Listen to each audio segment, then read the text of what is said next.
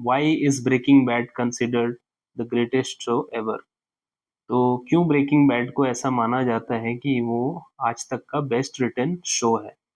Personally अगर मेरी बात करें तो मेरा favourite show game of thrones है। मेरे हिसाब से तो ऐसा गेम ऑफ थ्रोन्स जैसा शो आज तक बना ही नहीं है। जो उसका स्केल है, जो उसकी पॉपुलैरिटी है और जो कैरेक्टर्स हैं।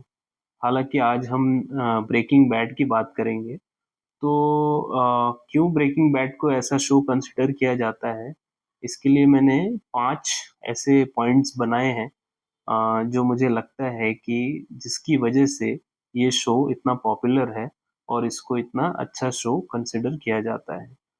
तो जो पहला पॉइंट है वो है स्ट्रॉन्ग मेन प्रोटैगनिस्ट्स।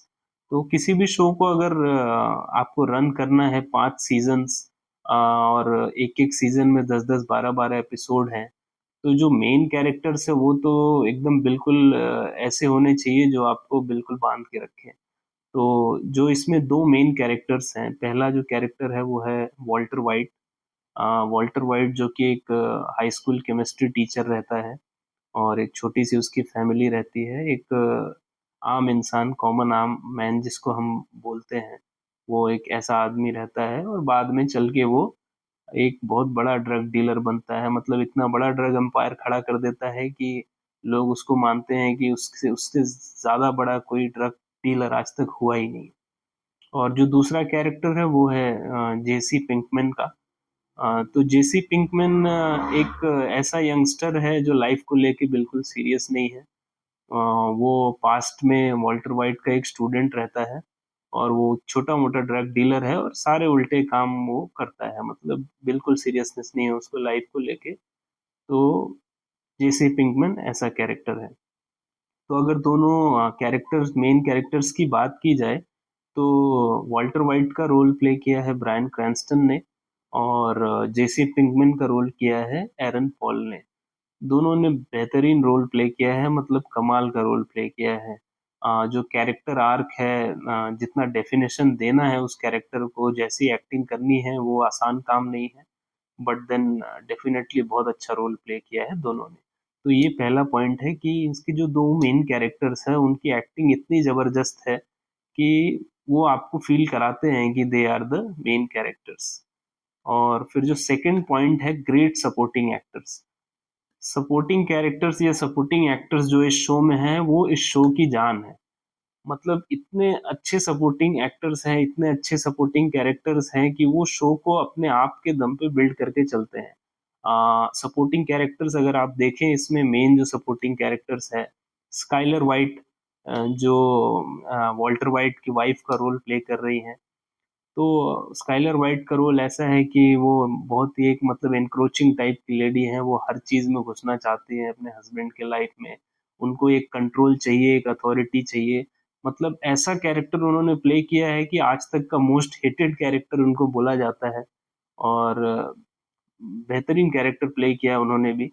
दूसरा जो सपोर्टिंग कैरेक्टर है आप देखोगे तो हैंक श्रेडर जो कि ब्रदर इन लॉ रहते हैं वॉल्टर व्हाइट के, जो डीईए के एजेंट हैं। आप सोचो कि घर में ही डीईए का एजेंट है जो ड्रग एनफोर्सिंग एजेंसी है और उसी के घर में एक इतना बड़ा ड्रग डीलर हो जाता है, तो उन दोनों की केमिस्ट्री है। फिर हैंक की जो वाइफ है मरी, जो जो कि एक ऐसे डिजीज से है कि मतलब उनको चीजें चुराना बहुत पसंद है, उनका कैरेक्टर ऐसा है। उसके बाद इसमें गस फ्रिंग रहते हैं जो एक ड्रग डीलर है, ड्रग माफिया है, जिनके कांटेक्ट में वाल्टर वाइट आते हैं और एक इतना बड़ा ड्रग एम्पायर खड़ा करते हैं। तो बहुत सारे ऐसे कैरेक्टर्स हैं और एक-एक कैरेक्टर का रोल इतना प्रिसाइजली डिफाइंड है और इतना अच्छा है कि वो क्या है, वो शो को एक के बाद एक डॉट्स कनेक्ट करता है। तीसरी जो मेन चीज़ मुझे इस शो की लगती है वो है रिलेटेबिलिटी टू मासेस।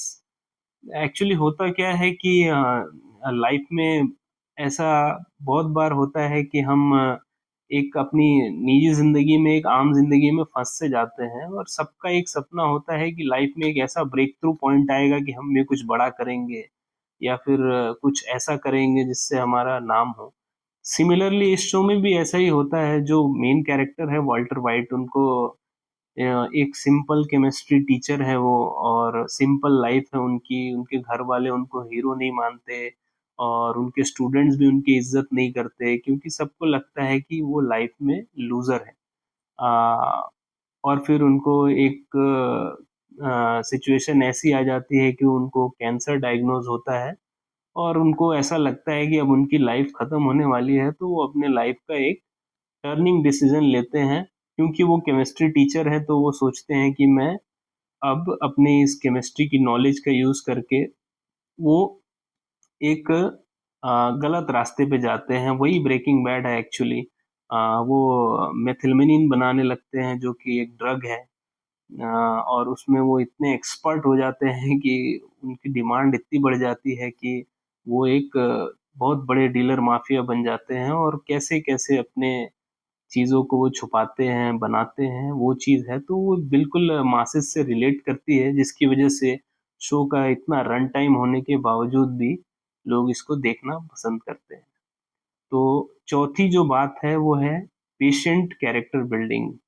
मतलब कि लिटरली आप अगर 2 जो सीज़न है शो के वो शुरू करेंगे देखना तो मोस्टली क्या होता है कि ज़्यादातर लोग इन्हीं 2 सीज़न में शो को देखना छोड़ देते हैं।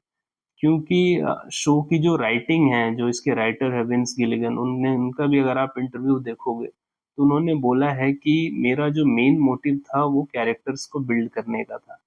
तो शुरू के जो 2 सीज़न है उसमें कैरेक्टर्स क्या है बिल्ड होते हैं। तो बहुत सारा आपको मतलब ऐसा मतलब सिचुएशन नहीं दिखेगा कि बहुत एक्साइटमेंट आ रही है शुरू के 2 सीज़न्स में, क्या होगा आगे ऐसा-वैसा, क्योंकि शो का ये पैटर्न ही नहीं है। शो में कोई ऐसा मतलब एपिसोड एंडिंग में क्लिफ हैंगर नहीं है कि नहीं-नहीं उसको देखने के लिए आपको वापस आना पड़ेगा। लिटरली क्या है एक स्लो बर्नर है, धीरे-धीरे, धीरे-धीरे करके कैरेक्टर्स बिल्ड होते हैं और वो एंड में आपको ऐसी जगह पे ले जाते हैं कि आपको धीरे-धीरे आप शो के साथ बड़े होते हैं। और इसी से रिलेटेड मेरा फाइनल और पॉइंट है जो कि 5वां पॉइंट है द क्लाइमैक्स। मतलब शो का जो फुल आर्क है शुरू से लेके अंत तक और जो लास्ट का क्लाइमैक्स है वो इस शो की जान है। मोस्टली बड़े-बड़े शोज़ में क्या होता है कि बहुत सारी हाइप बिल्ड करी जाती है, बहुत बड़े-बड़े कैरेक्टर्स बिल्ड केयर कर दिए जाते हैं और लास्ट में एंडिंग के टाइम जो है वो अपने जो एक्सपेक्टेशंस है उस पे खरा नहीं उतर पाते, जिसकी वजह से शो को शो की एंडिंग को जो है कम रेटिंग मिल जाती है। ऐसा ही गेम ऑफ थ्रोन्स के साथ भी हुआ है। बट देन इस शो की एक खासियत है कि इसकी एंडिंग ही इसकी मेन चीज़ है, मेन जान है। तो इसके एंडिंग के ही सीज़न 5 का एक एपिसोड है, ओzymandias नाम है इसका।